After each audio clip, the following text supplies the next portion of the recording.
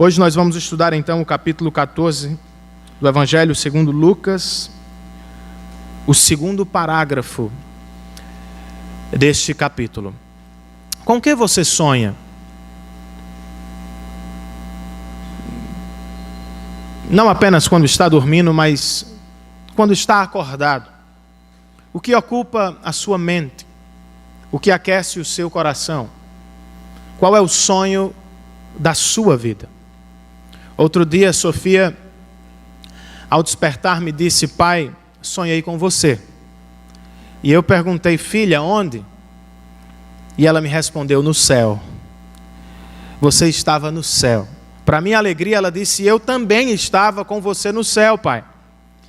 Naturalmente perguntei: filha, e o que estava acontecendo no céu? O que fizemos no céu? Como era o céu? E ela me disse: no céu nós brincamos, nós corremos e encontramos um lindo arco-íris. E ao final dele, um grande tesouro. E eu, pensando nos desenhos animados, disse: então era um pote com moedas de ouro, Sofia? Ela disse: claro que não, pai. O tesouro do céu era Jesus. E ele estava nos esperando ao final do arco-íris. Fiquei pensando sobre isso. De onde ela tirou essa imagem? Como é que ela relacionou um arco-íris com o céu? E como fez a ligação entre o tesouro e Cristo? Eu acredito que sua mente registrou momentos, talvez desenhos, ensinamentos. Assistindo a programas, ela viu um arco-íris e viu um tesouro, certamente. E ouvindo a palavra de Deus em casa e na igreja, ela aprendeu ou tem aprendido que o maior tesouro da vida, na terra, do céu, chama-se Jesus Cristo. Mas ela viu o céu por fotos. Ela precisou de fotos. Todos nós precisamos de fotos. Fotos terrenas, imagens da terra, que nos sugerem realidades eternas, realidades celestiais. Momentos especiais, encontros inesquecíveis, comidas deliciosas, visões de tirar o fôlego. Você já viveu alguma experiência assim, que o fez pensar no céu, que o fez viver a sensação do céu? A Bíblia está cheia de fotos e de imagens terrenas que falam do céu. O livro de Apocalipse, especialmente, nos oferece inúmeras imagens. E às vezes, nós pensamos que elas estão ali para confundir. Nós não as entendemos completamente. Parecem empecilhos, mas na verdade são incentivos. Joni Eareckson Tada, uma senhora tetraplégica, em seu grande livro O Céu, Nosso Verdadeiro Lar, ela fala sobre estas fotos, sobre estas imagens terrenas, e nos diz os símbolos que as Escrituras utilizam: palmas, ruas de ouro e mares de vidro, são apenas símbolos. Jamais satisfazem nossa curiosidade sobre o céu. Nem foram utilizados com essa finalidade. Não passam de imagens da coisa real e funcionam como mapas, placas que nos indicam e nos mostram o caminho de casa. Nós todos precisamos de fotos terrenas que ilustrem o céu. O texto que vamos estudar tem uma foto assim, a foto do banquete. Um banquete vivido entre homens, mas que sugere um banquete que será vivido entre Deus e os homens. A grande pergunta do texto é: será que vamos estar lá? E como podemos participar do banquete celestial que Deus está agora mesmo preparando para nós? Lucas capítulo 14, verso 15. Queria que você me acompanhasse enquanto eu leio.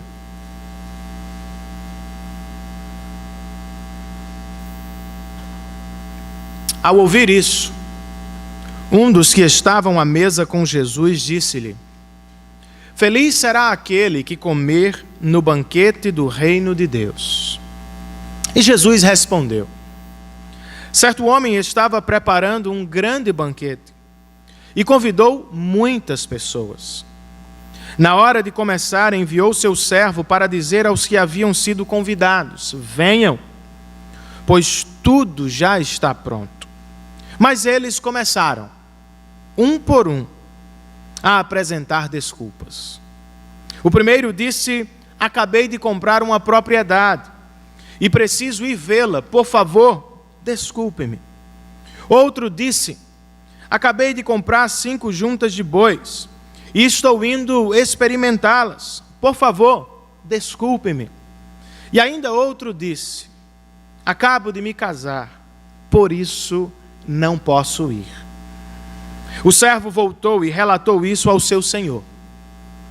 Então, o dono da casa irou-se e ordenou ao seu servo: Vá rapidamente para as ruas e becos da cidade e traga os pobres, os aleijados, os cegos e os mancos.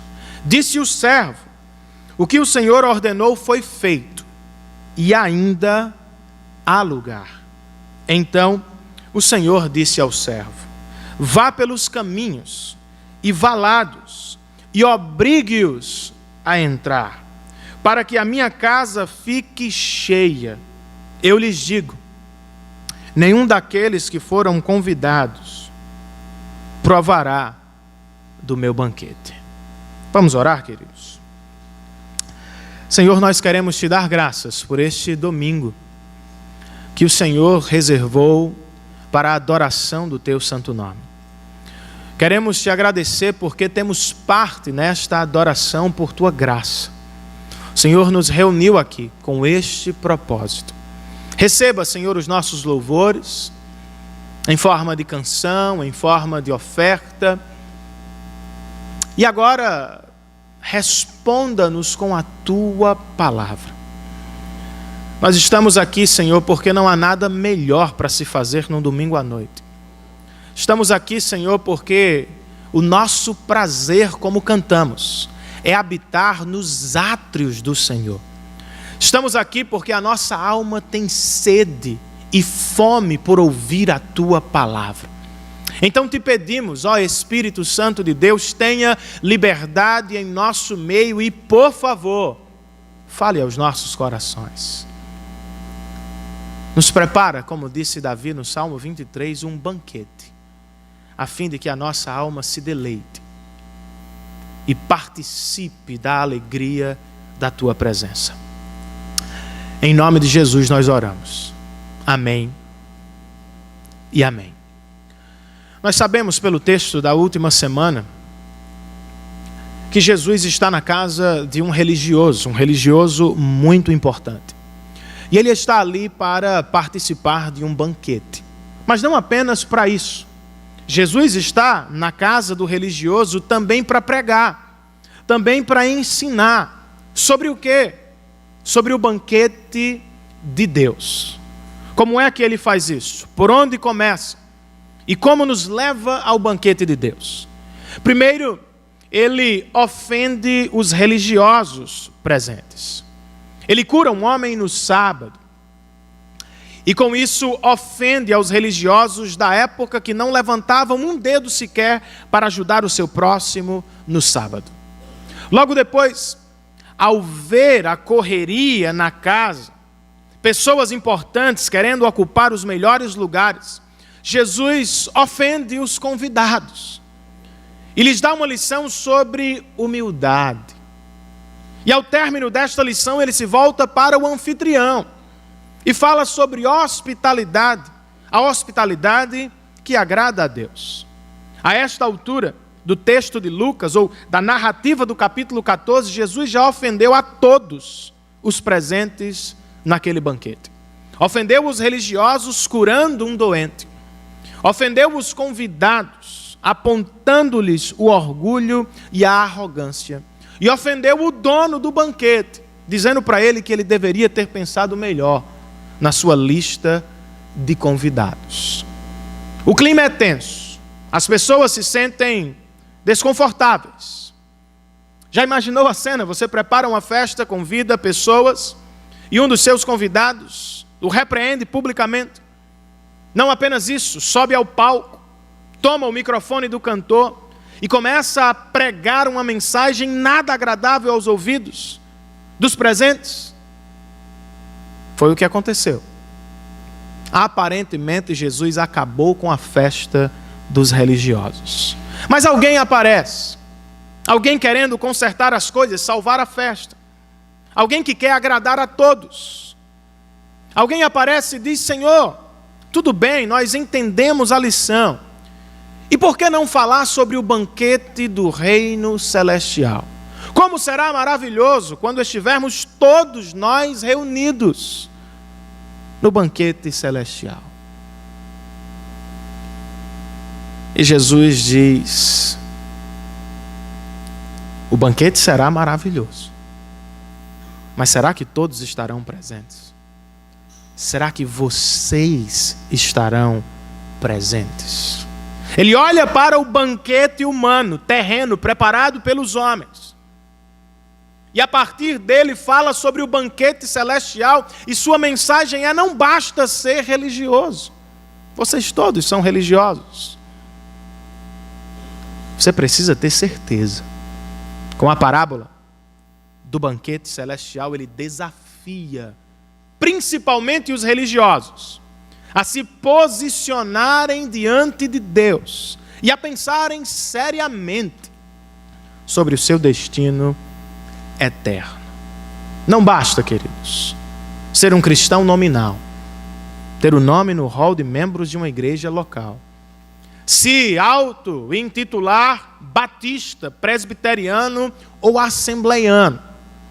Nós precisamos estar certos. Precisamos ter convicção da nossa salvação, certeza que estaremos na glória do Pai, participando do banquete do Cordeiro. A pergunta do texto é como? Como podemos estar certos que estaremos lá? E como podemos participar desta festa, se ainda não temos certeza qual é o caminho? Com a parábola do banquete, Jesus nos oferece o caminho ao banquete celestial.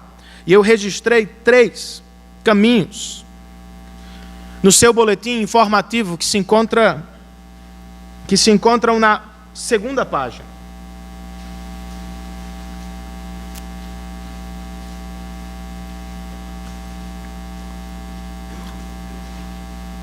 Como ter certeza que participaremos do banquete de Cristo?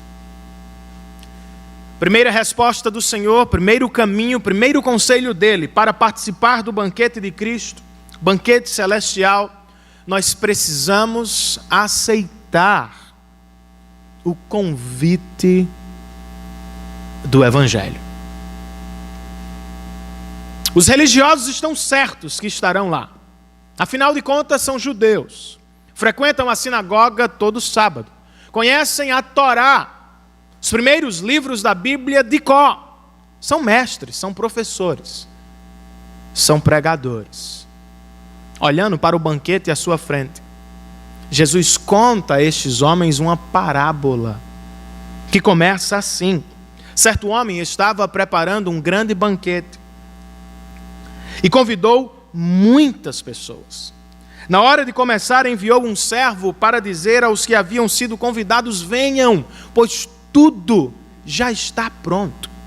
O que temos aqui no início da parábola? 2 convites. Um primeiro convite que é feito dias antes da festa, e um segundo convite que é feito na hora do banquete. Aceitar o primeiro convite na época de Jesus era se comprometer com a festa. Não ir à festa no dia marcado era um desrespeito, era uma afronta pública. Por isso havia 2 convites para que ninguém tivesse desculpa. O mensageiro ia primeiro e dizia: você está convidado a um banquete. dia tal, hora tal. E a pessoa confirmava: eu vou ao banquete. E isso era importante para a preparação do alimento. Se fosse um banquete para poucas pessoas, o dono do banquete mataria um animal pequeno. Mas se fosse um banquete para muita gente, ele precisaria de vários animais. Ele prepara tudo. Compra a melhor bebida, mata os melhores animais e arma uma grande festa. No dia da festa, ele envia um segundo convite. E o convite anunciava: a festa está pronta, venham e gozem da festa, participem da festa, sejam abençoados pela festa. Com este início e com a parábola como um todo, Jesus está desafiando os religiosos de Israel. Eles receberam um primeiro convite ao longo de todo o Antigo Testamento. Na verdade, o Antigo Testamento era o primeiro convite, com suas promessas messiânicas que apontavam para Cristo. O Antigo Testamento convidava o povo de Israel para o grande banquete do Salvador. Agora Jesus é o próprio servo, enviado por Deus para fazer o segundo convite. Ele está em Israel, caminhando por suas ruas e dizendo aos judeus: o banquete está pronto, a hora chegou, tudo está pronto, venham e participem do banquete. E você pensa, todos deixaram seus afazeres e correram para o banquete. Todos deixaram o que estavam fazendo e prontamente atenderam ao convite, ao segundo convite? Não. A esta altura, a parábola toma um rumo diferente. Porque Jesus diz que eles, os convidados, um por um, apresentaram desculpas. O primeiro disse: acabei de comprar uma propriedade e preciso ir vê-la, por favor, desculpe-me. Ele não está dizendo: eu vou comprar uma propriedade, eu estou no meio de uma negociação e por isso não posso abandonar a terra. Ele está dizendo: eu já comprei a terra e eu preciso ir vê-la. Ele já viu a terra. Especialmente em Israel, ninguém compraria uma terra sem vê-la. Ele conhecia tudo acerca daquela terra. Mas o que ele está dizendo, na verdade, é que o seu coração está dominado por esta terra, controlado por esta terra. Ela é tão importante para o seu coração que ele abandona o banquete do seu amigo. Ele prefere namorar com sua terra. O segundo diz: acabei de comprar 5 juntas de bois e estou indo experimentá-las, por favor, desculpe-me. Se o primeiro está preocupado com a propriedade e o segundo está preocupado com os animais que aram a terra, que preparam a terra, outra vez, ele já comprou os animais. Ele está dizendo: vou experimentá-las. Na verdade, ele já experimentou. Ninguém compraria os bois sem antes experimentá-los. O que ele está dizendo é: eu não posso ficar um dia sequer sem ter lucro. Eu não posso esperar até amanhã. A minha nova aquisição precisa gerar lucros hoje. Pensando nos lucros, ele abandona o banquete do seu amigo. Um terceiro convidado diz: acabo de me casar, por isso não posso ir ao banquete. O primeiro está preocupado com a terra, o segundo está preocupado com os bois e o terceiro diz: eu acabo de me casar. Ele não está dizendo: estou numa festa de casamento. Na cultura judaica, 2 festas jamais aconteceriam no mesmo dia. O que ele está dizendo é: eu sou recém-casado. Não sei se a preocupação dele era: se deixar a esposa aqui, quando voltar ela não vai estar mais em casa. Não sei se ele está dizendo: não posso ir à festa com ela porque ela não sabe dançar. Não sei se ele está dizendo: não posso ir ao banquete do meu amigo porque o meu coração está completamente apaixonado por ela e eu não posso passar um minuto sequer longe dela. O fato é que um homem troca o banquete do seu amigo por uma propriedade, o outro troca por dinheiro e o terceiro o troca por uma pessoa importante. E com isso, abandonam o banquete. E Jesus diz aos religiosos: nem todos estarão presentes. Somente os que aceitarem o convite do Evangelho estarão presentes no dia do grande banquete.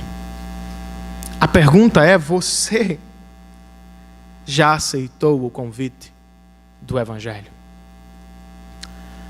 Você já respondeu ao convite do Evangelho?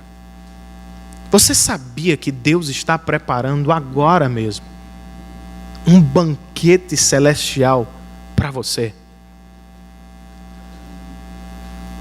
Quando Davi escreveu o Salmo 23, ele teve esta sensação.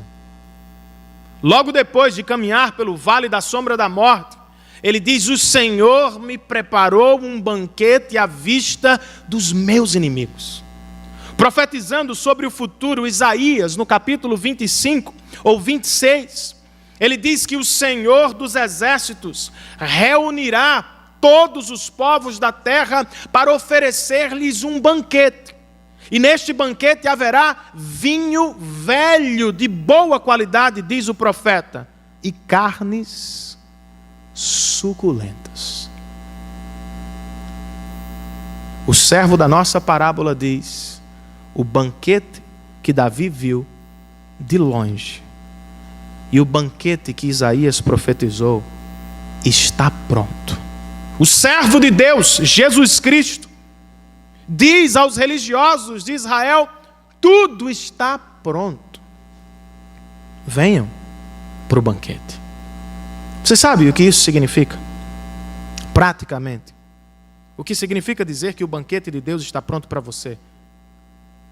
Isso significa dizer, queridos, que não precisamos fazer nada a não ser responder ao convite do Evangelho.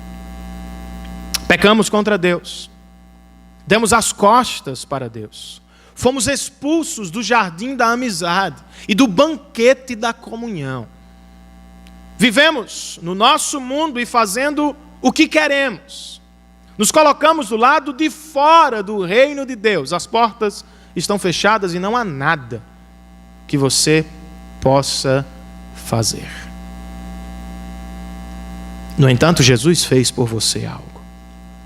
Ele deixou o seu reino glorioso nos céus. Habitou esta terra manchada por nossos pecados. Tomou o nosso lugar na cruz do Calvário. E em vez de nos dar ira, Ele nos deu perdão. Em vez de nos oferecer condenação, o que merecíamos, Ele nos ofereceu aceitação. Há um banquete de alegria pronto para todo o pecador que ouve e responde ao convite do Evangelho. Que o Senhor esteja fazendo isso nos nossos corações hoje. Que você e eu possamos dizer sim ao convite do Evangelho. Amém, queridos? Mas nem todos aceitam este convite. Por que não? Porque algumas pessoas escutam o Evangelho e não respondem positivamente. Porque algumas pessoas da sua família nunca responderam à sua pregação. Porque alguns colegas de trabalho nunca desejaram participar do banquete de Deus. O que será que acontece? Eles estão muito ocupados com outros banquetes. Seus próprios banquetes. Sua vida, seu trabalho, sua família, seus sonhos, suas ambições. Como os convidados da nossa parábola, muitas pessoas transformam boas dádivas de Deus em terríveis deuses, que se tornam empecilhos e armadilhas para seus corações. Os 2 primeiros convidados estão prostrados diante do dinheiro. Não conseguem passar um dia sequer longe daquilo que lhe dá lucro. Estão absortos com a terra. Estão centrados no lucro. Tão centrados, tão absortos, tão concentrados, que não entram no banquete de Deus. Estão ao lado do banquete. Foram convidados pelo dono do banquete, mas não querem entrar. Fizeram de pessoas deuses. Fizeram da riqueza um Deus. Fizeram de posses um Deus. Qual é o problema, queridos? Na verdade, são vários. Um deles é que os falsos deuses nunca cumprem o que prometem. Mais cedo ou mais tarde as pessoas decepcionam. Mais cedo ou mais tarde a riqueza se vai. Mais cedo ou mais tarde o corpo deixa de ser o que nós gostaríamos que ele fosse. E nós nos frustramos com os banquetes da vida. Talvez você esteja exatamente assim. Talvez você tenha feito de alguém um Deus. Do seu trabalho um Deus. De uma conquista pessoal um Deus. Talvez o seu coração esteja inclinado, prostrado, em adoração a coisas desta vida. Mas cedo ou mais tarde você se frustrará. Quem sabe já está frustrado hoje. Triste. Porque alguém o decepcionou. Porque as coisas mudaram. Porque a vida já não é a mesma. Aceite o convite do Evangelho. Deixe as dádivas de Deus por um tempo de lado e volte o seu coração para o grande doador que deu o seu Filho amado Jesus Cristo para a nossa salvação. Fite os seus olhos nele. Veja o seu amor, o seu coração, veja a sua compaixão e tenha nele tudo o que você mais precisa hoje e sempre. As pessoas vão mudar com você. Ele jamais mudará. A vida oscilará. Ora te oferecerá facilidades e ora te oferecerá dificuldades e sofrimentos, mas em meio a tudo isto, Ele será o teu melhor amigo e estará presente ao seu lado todos os dias da sua vida. Então não rejeite o convite do Evangelho. Há um banquete de alegria armado para você, que não precisa esperar a eternidade. Pode começar agora, hoje, no seu coração. Amém, queridos?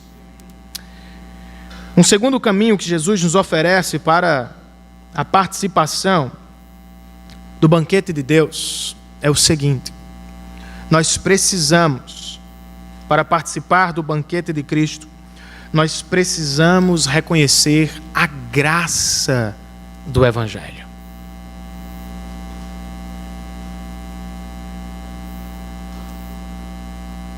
Os convidados não aceitam o convite, o segundo convite. Insultam, ofendem o hospedeiro publicamente. Seu valor é diminuído, a sua reputação é questionada. E é natural que ele responda com ira. O seu servo vem e diz: as pessoas não estão respondendo positivamente, não querem estar no teu banquete. E o texto nos diz que ele se irou,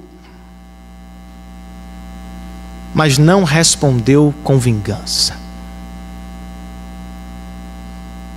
Ele ficou irado porque era natural. Preparou uma grande festa, incomparavelmente melhor do que terra, do que gente, do que dinheiro. Mas as pessoas negligenciaram o seu convite e ele fica irado com essa postura. Mas ao invés de responder com vingança, ele responde com graça. Ele diz ao seu servo: faça o seguinte, vá rapidamente para as ruas e becos da cidade e traga os pobres, os aleijados, os cegos e os mancos. Os convidados importantes não vêm. E talvez estejam pensando que a festa será cancelada. Não, a festa precisa acontecer. Faça o seguinte, vá chamar os que não podem pagar, exatamente como ele nos ensinou na última semana. Vá convidar os que não podem me retribuir com uma festa. Vá chamar os rejeitados pelos religiosos. Quem são eles? Os pobres, os aleijados, os cegos e os mancos da cidade. Eles são parte da comunidade de Israel, mas não vivem a vida comunitária de Israel. Eles não são lembrados em banquetes. Eles não são convidados para as grandes festas do seu povo. Eles vivem às margens da sociedade. Eles são os proscritos de Israel. Eles são os rejeitados e abandonados, estão no meio do povo de Deus, mas se tornaram invisíveis. Porque são pobres. Porque são aleijados. Porque são cegos. São mancos. Os religiosos olhavam de cima para baixo para essas pessoas e diziam que no banquete do reino dos céus eles não teriam lugar. Na verdade, na vida já foram excluídos. Deus deve estar punindo esta classe porque ela é terrível.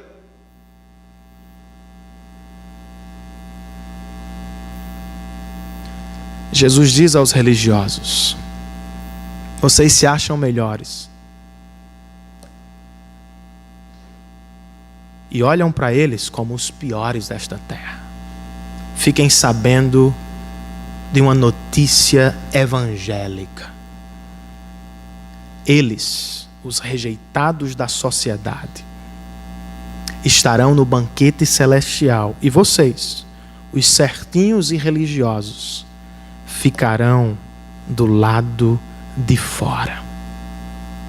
Os religiosos não precisam da graça do Senhor. Eles se acham capazes, tão capazes, que podem dizer ao dono do banquete: cancele o banquete, não queremos hoje. Quando entendermos que é a melhor hora, chegaremos. Os pobres, os cegos, os aleijados e os mancos dizem: nós nunca imaginaríamos uma coisa dessas. Ser convidado para o banquete celestial. Nós não temos como pagar, não temos como retribuir. Por que eles estão lá então? Pura graça do hospedeiro. Diferente dos religiosos, eles reconhecem a graça de Deus. Eles se maravilham com a notícia do Evangelho, de que Deus os aceita em Cristo, mesmo sendo quem são. E por isso, tomam o seu lugar para participar da alegria eterna com o Senhor. Você reconhece a graça de Deus? Não estou perguntando se você entende intelectualmente o que significa graça. Mas você enxerga o valor da graça, a necessidade da graça. Você já foi alvo da graça. Como é que você responde à graça do Evangelho? Se tem alguém que ilustra a graça do Senhor nas Escrituras, este alguém se chama Mefibosete. Não sei se você já ouviu falar sobre ele, seu nome é estranho. E ele aparece muito pouco nas Escrituras. Mas ele vive, na mesma época, duas grandes tragédias em sua vida. Ele é filho de Jonatas e neto do rei Saul. E quando tinha 5 anos de idade, recebeu a notícia de que seu avô e seu pai morreram em batalha no mesmo dia. Isso já seria terrível para uma criança, mas significava muito mais. Isso significava que num dia ele deixou de ser família real e que agora precisava se esconder, porque o próximo rei vai aniquilar todos os da família que o antecedeu. A sua cuidadora fica tão desesperada que quando recebe a notícia e o carrega no colo, sofre uma queda e ele também. E com a queda, o menino fica aleijado de ambos os pés. Porque não é mais família real e porque ficou aleijado, ele precisa viver longe da cidade. Ele precisa se esconder da nova família real. E ele precisa sair do meio do povo, porque ele não é perfeito aos olhos dos homens. Ele não combina com a pompa da cidade. Ele vai para um lugar chamado Lodebar e vive em alguma caverna escondido por muitos anos. Mas um dia, uma carta passa por baixo da porta e quando ele abre, um convite do palácio. Um convite do rei Davi. Ele olha para aquilo e diz, só pode ser brincadeira. Ou é uma piada ou ele quer me matar. Não vai. 3 dias depois chega um soldado real. Bate a porta e diz, Mefibosete, é você? Sim, sou eu. O rei manda chamá-lo. E ele tem um banquete pronto para você. Ele não tem opção, os soldados estão à porta. Ele pega sua mala e segue os soldados. Quando ele chega à presença de Davi, recebe 2 grandes notícias. O capítulo 9 do 2º livro de Samuel nos conta que Davi, quando viu Mefibosete, disse, Mefibosete, eu vou te restituir todas as terras do teu avô Saul. Ou seja, ele vai se tornar uma família real outra vez. E você se assentará comigo à mesa todos os dias da sua vida. Você é da família do homem que me perseguiu. Você é da família do homem que quis a minha morte. Mas ao mesmo tempo você é filho do meu amigo. Você vai viver no palácio como se fosse meu filho. Isso é graça, irmãos. Isso é muita graça. Já imaginou um jantar no palácio de Davi? Todos os seus filhos reunidos? E Mefibosete no meio deles? Charles Swindoll, em seu livro, Davi, o homem segundo o coração de Deus, nos aguça a imaginação, quando ele nos sugere um cenário, comentando o texto. Ele diz, a refeição está pronta. E o sino toca. Os membros da família e seus convidados vão chegando. Aminon, inteligente e espirituoso, é o primeiro a sentar-se. Depois vem Joabe, um dos convidados, musculoso, viril, atraente, com a pele bronzeada pelo sol, andando alto e ereto, como um bom soldado de Israel. A seguir chega Absalão. Como ele é belo! Desde o alto da cabeça até a sola dos pés não há um defeito sequer. Vemos então Tamar, a linda e terna filha de Davi. Por último, poderíamos acrescentar Salomão. Ele ficou no escritório o dia inteiro, mas finalmente deixa o trabalho e comparece à mesa. Ouve-se então um ruído surdo, e aqui vem Mefibosete, apoiado em suas muletas. Ele sorri e se junta humildemente aos outros, ao tomar seu lugar à mesa como um dos filhos do rei. E o que acontece a seguir é maravilhoso. A toalha que cobre os pés dos outros, cobre também os seus pés aleijados, pois ela é a toalha da graça de Deus. Eu sei que gostamos de Davi, especialmente do Salmo 23,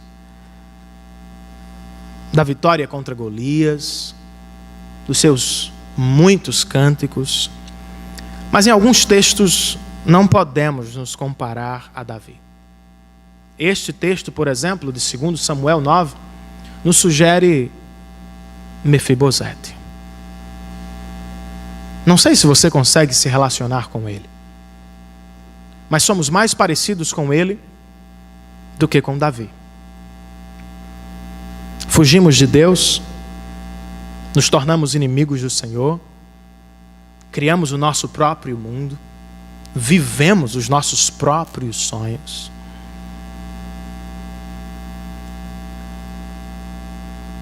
E o resultado nós todos sabemos: acidentes, pecados, ruptura de relacionamentos, culpa, medo, traição e tantas outras coisas. E ficamos como ele, em algum lugar escondido, preso aos nossos próprios pecados, sem conseguir a liberdade. E imaginamos: ninguém jamais se lembrará de nós. Cristo vem ao mundo, sobe naquele maldito madeiro e diz para você: estou fazendo um grande banquete e você é meu convidado de honra. Você diz: Senhor, mas eu sou aleijado. De fato, somos aleijados espiritualmente. Temos deformações, especialmente no nosso coração, muito piores do que qualquer coisa física. Não nos sentimos adequados na presença de Deus, não combinamos com a santidade, com a glória e com a beleza do Senhor. Ainda assim, na cruz do Calvário, o Senhor nos diz: não tem problema. Eu resolvi este problema. Com as vestes santas do Senhor, Ele nos cobriu diante dos olhos do Pai. De maneira que, quando Deus olha para você, se você está em Cristo, o que Ele vê é Cristo e o seu resplendor. Eu não sei quantos pecados você carrega na lista. Eu sei que são muitos.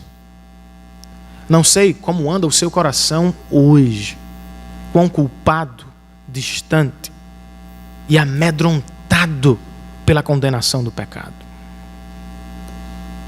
Mas eu sei que este Deus das Escrituras é gracioso. E Ele recebe você, sem que você o mereça, pelo que Ele fez na cruz do Calvário em Cristo Jesus. Para receber o Evangelho, irmãos, nós precisamos nos enxergar pecadores. É o que Jesus está dizendo aos religiosos: vocês pensam que podem agradar a Deus e ocupar o lugar na mesa do Senhor? Vocês não podem. Esta é a grande notícia do Evangelho. Ele fez por vocês o que vocês não podem fazer. E como é que respondemos à graça do Evangelho? Se sabemos o que Cristo fez por nós na cruz do Calvário, qual é a resposta apropriada? Escrevendo aos Gálatas, no capítulo 1 ainda, na sua saudação, Paulo diz: graça e paz da parte de Deus nosso Pai e do Senhor Jesus, que a si mesmo se entregou por nossos pecados, a fim de nos resgatar desta presente era, segundo a vontade do Pai, a quem seja glória para sempre. Sabe qual é a sugestão de Paulo? Se você entende o Evangelho, se você entende a graça do Evangelho, se você sabe que era um pecador condenado e que Cristo salvou na cruz do Calvário, louve a Deus. Ele não nos convida apenas para um banquete, irmãos. Ele nos convida para a família de Deus. Quando vamos a Cristo, quando respondemos ao seu convite, Ele não nos diz: sente-se uma vez comigo para um almoço. Ele diz: sente-se todos os dias, sente-se para sempre comigo. Ele não diz: torne-se um visitante comum entre os meus servos. Ele diz: torne-se meu filho.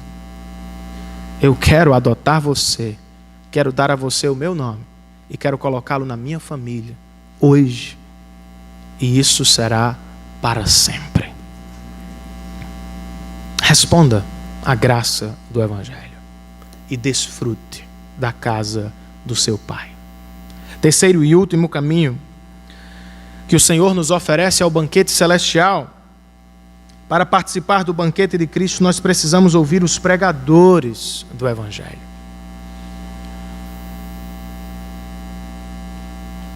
O servo volta volta ao seu senhor e diz: eu trouxe os pobres, os aleijados, os cegos, os mancos, e eles ocuparam os lugares, mas ainda há espaço. E o dono do banquete, em vez de iniciar a festa com apenas alguns, ele diz: não, faça um outro movimento. Você já trouxe todos os de dentro, agora vá aos de fora. Vá aos valados e aos caminhos e traga pessoas para o meu banquete. Na verdade, obrigue-os a entrar, para que a minha casa fique cheia. Não tenha dúvida, o céu estará tomado por cristãos de todos os povos, de todas as raças, de todas as línguas e de todas as épocas. Estará cheio de pecadores salvos por Jesus Cristo. O servo volta e diz: ainda há lugar, e o Senhor oferece mais graça. Já chamou-os da cidade, agora vá chamar os estrangeiros. Saia dos limites da cidade, vá aos caminhos, vá às estradas, vá aos valados e chame os estrangeiros para o meu banquete. Isso é extraordinário, irmãos. Os judeus se achavam os melhores, os únicos salvos, os melhores religiosos da época. Jesus diz: não, o evangelho não pode ficar dentro da cidade de Jerusalém.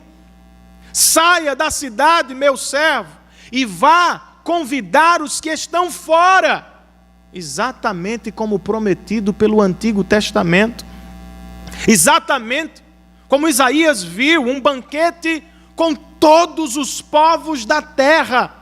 A diferença: a igreja sempre esteve em missão. Os judeus não entenderam bem e a igreja também não. A igreja do Antigo Testamento, Israel, deveria ser uma luz para as nações. Sua missão era centrípeta. Ela deveria chamar as pessoas para dentro. Ela não recebeu a ordem de ir aos povos, comunicar o evangelho, mas ela recebeu a ordem de ser uma luz entre as nações. Davi canta muitos salmos assim, convidando os povos da terra para a adoração. Mas quando chegamos ao Novo Testamento, a missão da igreja, o novo Israel, se torna centrífuga. Ela é empurrada para fora. E é o que Jesus está dizendo aqui: não espere os estrangeiros, saia dos muros de Jerusalém, vá aos estrangeiros e convide-os para o banquete celestial. Se os proscritos de Israel estavam admirados, o que dizer dos estrangeiros que nem sequer conheciam o Deus de Israel? Como é a história?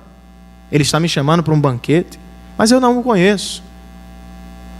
E a ideia aqui é que sejam os piores da sociedade. Não podem nem sequer entrar na cidade. Estão sob suspeita. São pecadores declarados. Não se preocupam com Deus. Não leem a Bíblia. Não vão à igreja. Não são de Israel. São os piores. E Jesus diz: vá até eles. Obrigue-os a entrar. Não. Isso não tem nada a ver com o que a igreja fez na Idade Média. Isso não tem a ver com a Inquisição. Isso não é obrigue-os com a força da espada, da arma, do braço. Esse obrigue tem a ver com convencimento. Fale a eles que isso é verdade mesmo. Eles são os piores pecadores da terra, mas eu os quero no meu banquete. Mas como já sabemos, nem todos entram.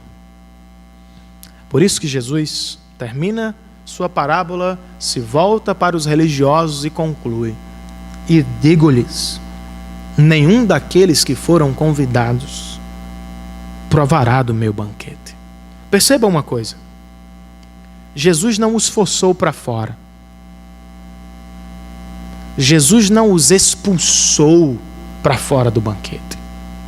Eles escolheram não entrar. Eles escolheram ficar do lado de fora. Ouviram o maior pregador do Evangelho, o próprio Evangelho encarnado, mas rejeitaram sua pregação, rejeitaram sua mensagem, deram as costas a Jesus e resolveram brincar de religião com seus próprios banquetes.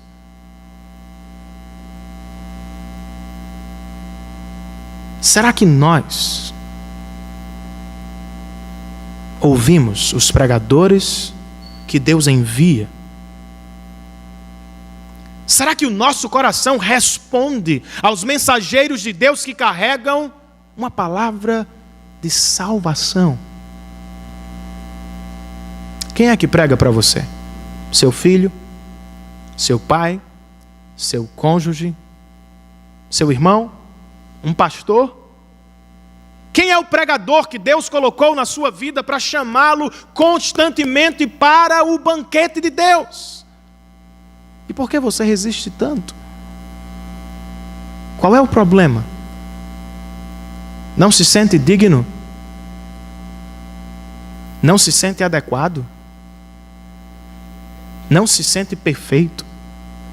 Não se sente suficientemente bom para estar no meio do povo de Deus? Não se sente religioso demais?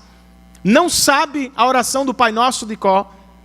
Não segue todas as regras? Qual é o problema? Meu querido, ninguém jamais será adequado para a presença de Deus. Não há um justo sequer neste mundo que mereça a presença de Deus. Essa é a grande razão da morte de Cristo. Porque não podemos entrar.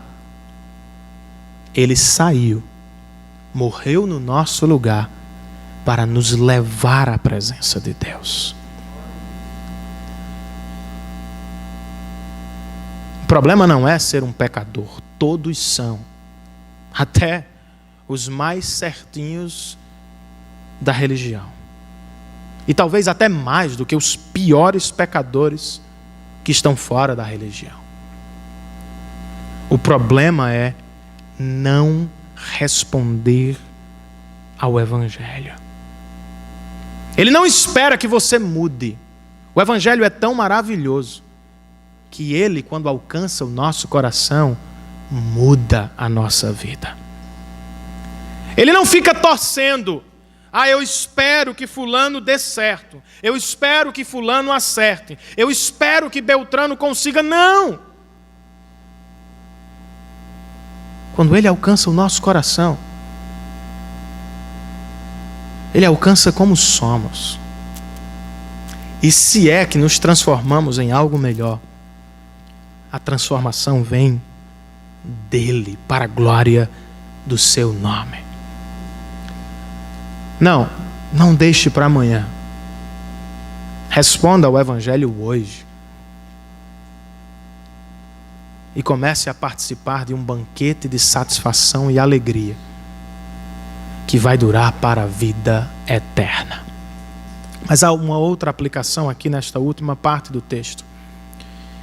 E ela é missionária. Quando somos alcançados pelo Evangelho, somos alcançados por pregadores do Evangelho. Pessoas nos pregam o Evangelho. E nós nos sentamos à mesa do banquete. Mas quando nos sentamos à mesa com o Senhor, nós nos tornamos pregadores do Evangelho. Fomos alcançados pelo Evangelho pregado por alguns. Mas quando este Evangelho alcança o nosso coração, surge um desejo. Convidar outros para o banquete celestial.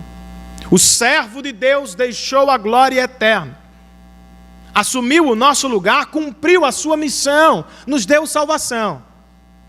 Com ela, nos deu uma missão. Vão e façam discípulos de todas as nações. Nas palavras da parábola, saiam e convidem os pecadores para um grande banquete. Os cristãos fingem não saber disso, mas esta é a nossa missão. Não é ter mais propriedade, não é ter mais dinheiro, não era alcançar os sonhos do nosso coração, não é viver apenas para nós mesmos. A grande missão da igreja, a grande missão dos cristãos, é convidar pessoas para um banquete que supera em tudo qualquer riqueza e qualquer experiência terrena.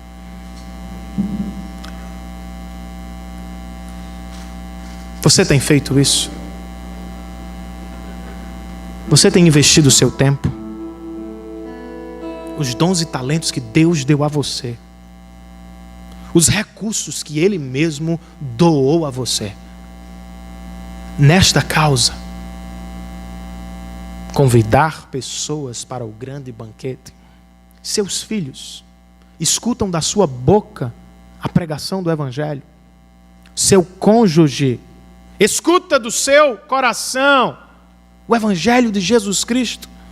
Os seus funcionários, os seus colegas de trabalho já ouviram de você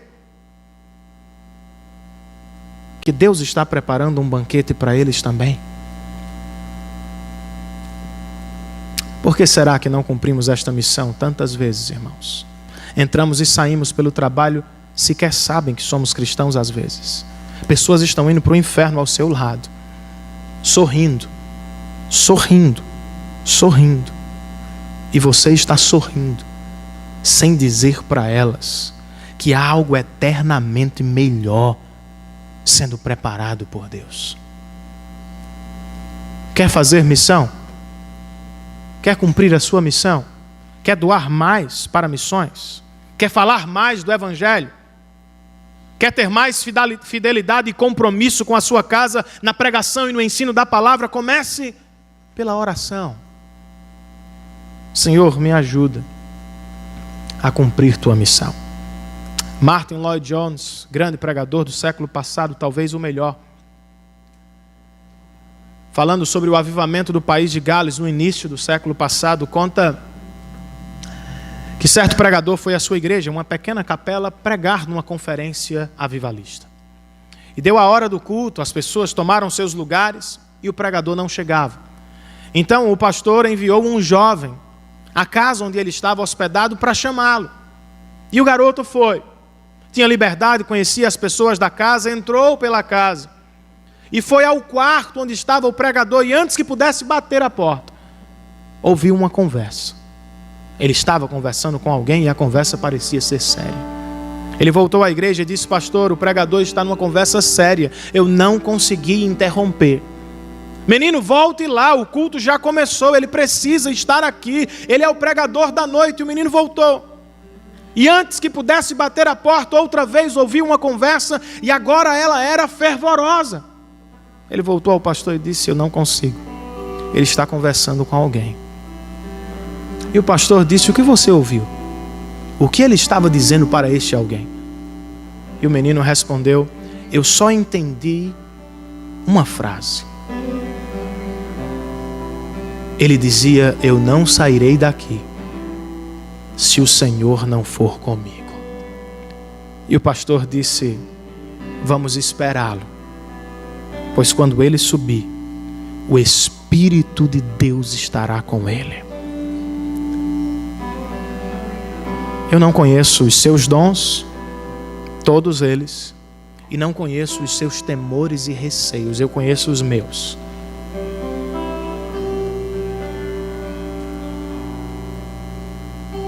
Mas se você é um cristão genuíno, haverá desejo no seu coração pela propagação do Evangelho. Não estou dizendo que todos estarão por trás de um púlpito, não estou dizendo que todos farão missões da mesma forma. Mas se um dia o Evangelho da graça alcançou o seu coração, Uma das coisas mais naturais que pode lhe acontecer é o desejo de ofertar a mesma graça aos outros que tanto precisam dela.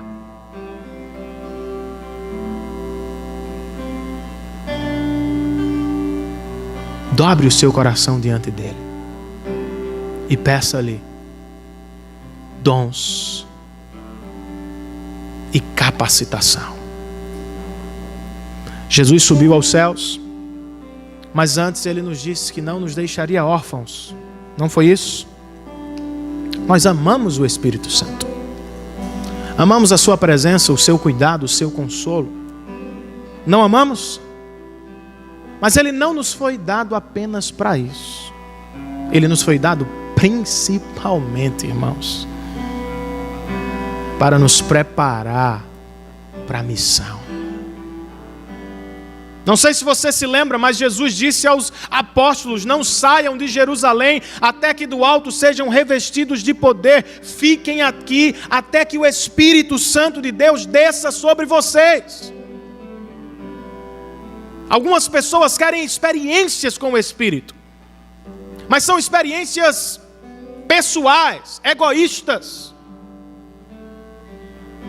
E não leem no livro de Atos dos Apóstolos que este Espírito que desceu sobre a igreja foi o Espírito que empurrou a igreja para o mundo. Ele nos foi dado para a preparação, energização do nosso coração para missões. Com o que você sonha? O que ocupa a sua mente, o seu coração, o que faz brilhar os seus olhos? Será que você sonha com o céu? Como fez Sofia? Ou será que você tem medo do céu? Será que o seu coração deseja a presença de Deus mais do que a presença do presidente? Ou da presidenta? Será que no seu coração há um anseio pela presença de Deus, uma saudade santa do Senhor? E quais são as fotos da terra que sugerem o céu para você? Encontros familiares? Uma paisagem fascinante? Um culto dominical? O que arrebata o seu coração? E o que gera em seu coração a sensação do céu? A figura que Jesus nos apresenta é o banquete. Uma mesa farta, cercada por amigos e Deus no nosso meio. As portas ainda não se fecharam. O banquete está sendo preparado. O servo de Deus foi enviado à terra para nos convidar. Você é convidado. E você pode participar. O que eu preciso fazer? Nada. Tudo já foi feito por você. A única coisa que precisa fazer é aceitar e caminhar para o banquete de Deus. Alguns, como sabemos, jamais respondem. Escutam e jamais respondem. Não seja assim. Não seja como os anões das Crônicas de Nárnia. No último livro das Crônicas de Nárnia, os anões ficam tão decepcionados com uma mentira que jamais acreditam na verdade outra vez.